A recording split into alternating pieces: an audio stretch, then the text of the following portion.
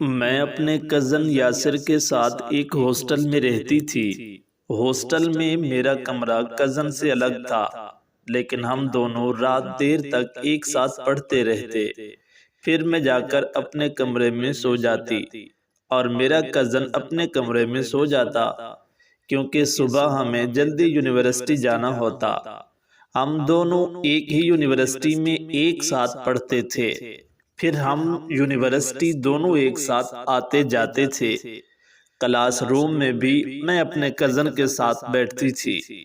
میں پڑھائی میں کچھ کمزور تھی، اس لیے تعلیم کی بعض چیزیں سمجھنے کے لیے میں اپنے کزن کی ہیلپ لیتی تھی، جو وہ مجھے اچھے سے سمجھا دیتا۔ جب یونیورسٹی میں بریک ٹائم ہوتا تو ہم دونوں پارک میں بیٹھ کر لنچ بھی ایک ساتھ کر لیتے۔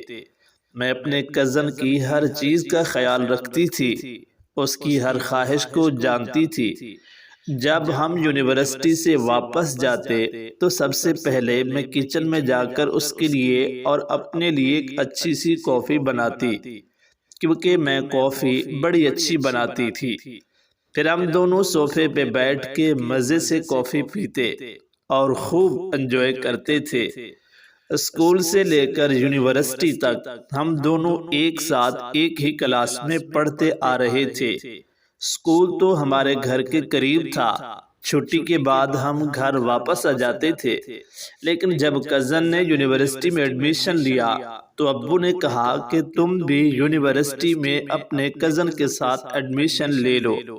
مجھے بھی پڑھائی کا شوق تھا، اس لیے میں نے بھی اپنے کزن کے ساتھ شہر کی یونیورسٹی میں ایڈمیشن لے لیا۔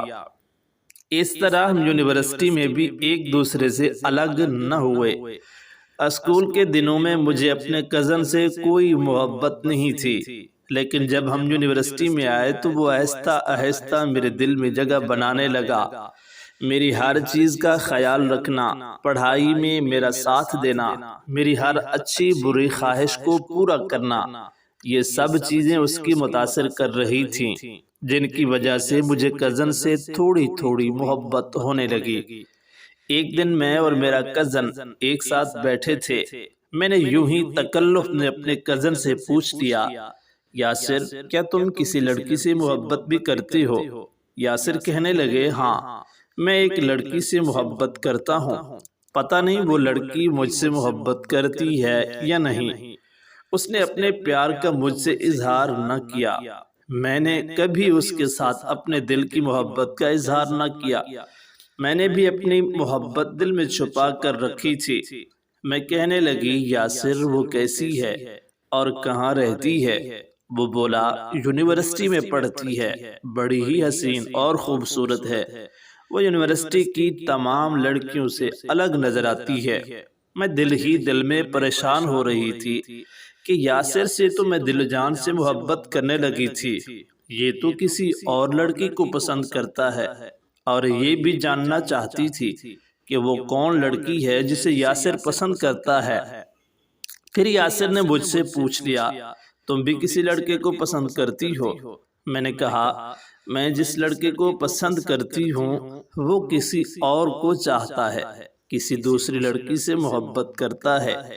تو اس نے کہا، کون ہے وہ لڑکا؟ آخر مجھے بھی تو پتہ چلے۔ میں نے کہا کہ وقت آنے پر بتا دوں گی۔ میرے اس جواب سے یاسر کچھ پریشان سا لگا۔ میں بھی یاسر کی محبت کے بارے میں سن کر اپنے روم میں چلی آئی۔ پھر تو اس کی محبت میں بے چین سی ہو گئی۔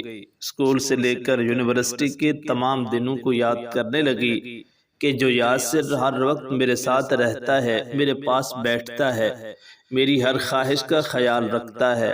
اب جب وہ مجھ سے دور ہوگا تو میں کیسے اس کے بغیر وقت گزاروں گی؟ انہی پریشانیوں کی وجہ سے اب میں خاموش رہنے لگی تھی۔ ایک دم میری زندگی بدل سے گئی تھی۔